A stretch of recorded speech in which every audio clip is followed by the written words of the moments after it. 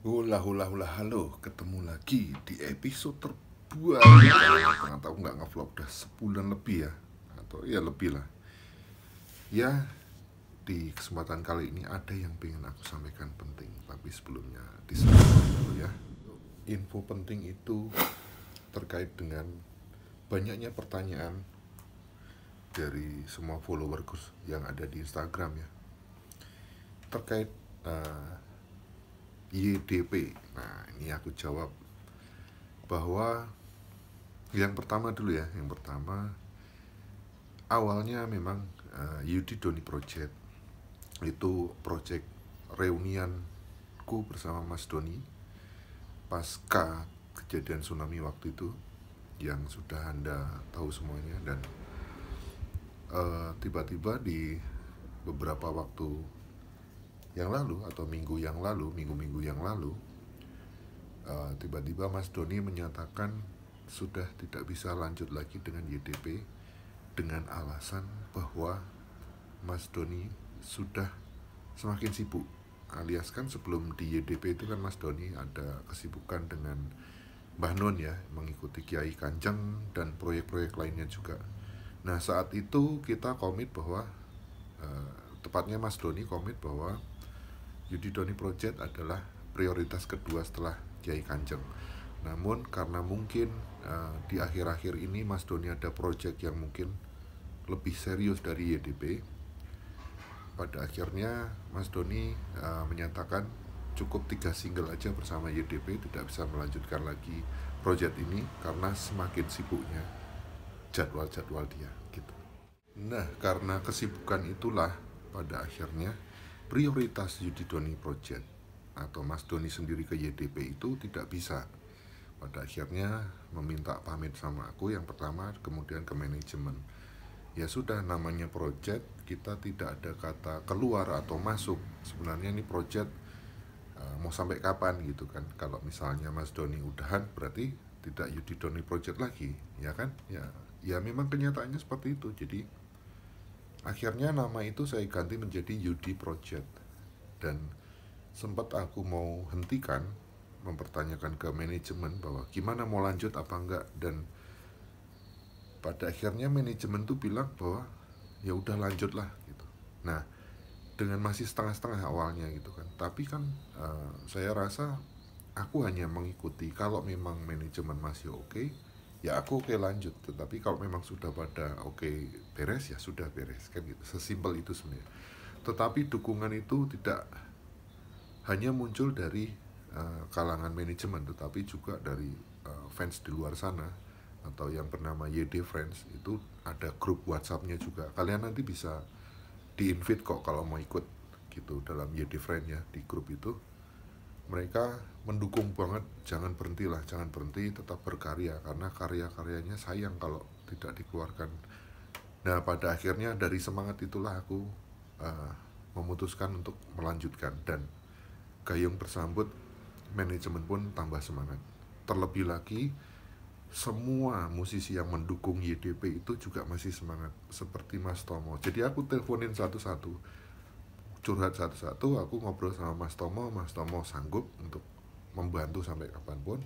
Terus Mas Tony Sukamti juga sanggup membantu sampai kapanpun ketika tidak ada jadwal Endang Sukamti ya tentunya, karena itu prioritas utama Endang Sukamti, tidak mau mengganggu. Dan Oki aku telepon sebagai vokal, terus Gafet hello, terus Mas Erwin Alamanda juga siap. Nah, jadi pada intinya YDP ini akan menjadi sebuah rumah untuk semua musisi, yang dimana nanti ya misalnya gini, misalnya pada suatu saat Mas Tony bisa, ya udah Mas Tony ngedrum. Tapi kalau Mas Tony ada jadwal sama Endang Sukamti, ya Mas Tony nggak bisa ngedrum. Jadi nanti kita ganti atau rolling dengan drummer Jogja lainnya. Nah, disitulah bisa YDP ini bisa menjadi sebuah rumah bagi musisi semuanya, rollingan. Jadi berkah lah intinya kan, betul kan? Kalau ada manggung ternyata Mas Tony nggak bisa, akhirnya aku atau tim ngajak drummer yang lain. Nah, itu kan menjadi berkah buat yang lain juga. Jadi akhirnya pengenku seperti itu.